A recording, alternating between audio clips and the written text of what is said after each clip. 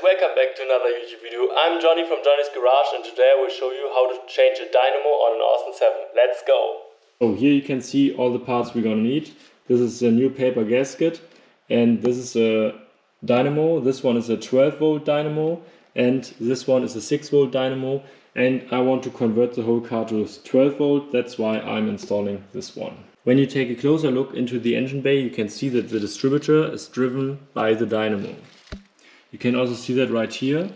That's the dynamo, and the distributor sits right in here. So that's how it works. The first thing I will do is taking off the distributor cap, just like that. And here you can already see the marks I've made myself. A little white dot right here and a white line onto the outside of the distributor. So I can see these two line up. And I've already loosened up the distributor, so I can move it already like that. And I've made I hope you can see that, a black line right on the outside of the washer. So now I know the position of the distributor, and with all these marks I can put the distributor back into the new dynamo, and I haven't changed anything on the ignition timing. That's very important. So now I will take the distributor out. The screw is all the way loose, and now I should be able to take the distributor out. Alright, now we will place it maybe carefully on the side of the car. And yeah, on a regular car there should be some cables going on here, maybe just like on this dynamo, but this one is just here to keep the distributor running. This one is out of order right now, so I was running just on the battery of the car, and the dynamo wasn't working because the old one broke, and I rebuilt this one. So, but you only should take off one cable, and that's also very simple. So right now we have to undo 4 screws. There are 3 on the outside of the dynamo. These are right here, 1, 2 and 3. And then there's one more, which is in this little half moon, right here, and that's this one. Alright, and what I just noticed, that the first screw on top is from this side accessible, and the other 2 screws are screwed in from the other side, so I have to change my whole setup. Great. Alright, the one screw is right here and the other one is right there. Now they are loose. They are very hard to get to, and that's why they also have this little slot in here to get the screwdriver inside, because I can't get a regular nut on here. Not so great, but there they are. Alright, and now I should be able to take the distributor out. Here it is.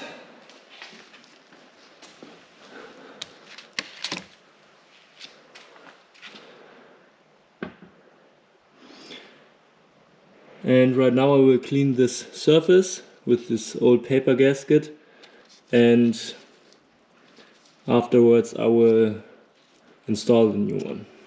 Now I will apply some silicone to this surface. That's how it looks right now, and now it's time to install it into the car. Alright, the dynamo is almost back into the car. Now I will take some L-fill 77 and put it onto the screw, so all these screws will be sealed as well. Just a little drop, just like that. Alright, I will also apply some L-fill 77 onto the other 2 bolts, and now I can install them back right here.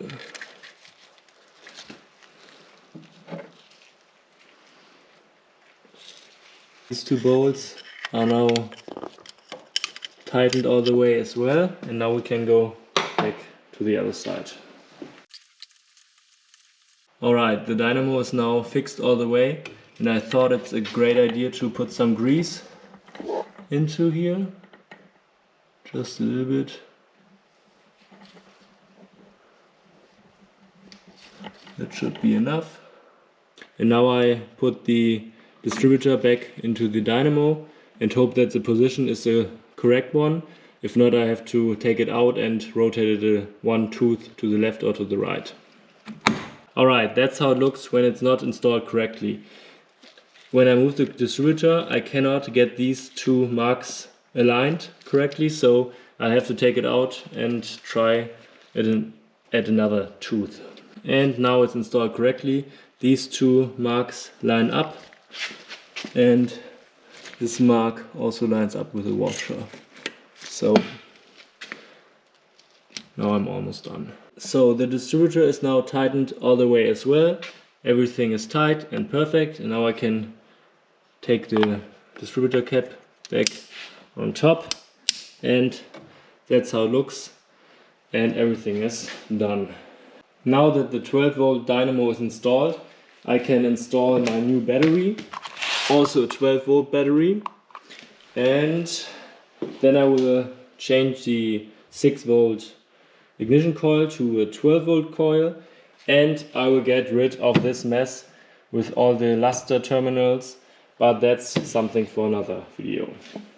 Alright, that's it. Thank you so much for watching. I hope you learned something new, and as always, keep driving and follow for more.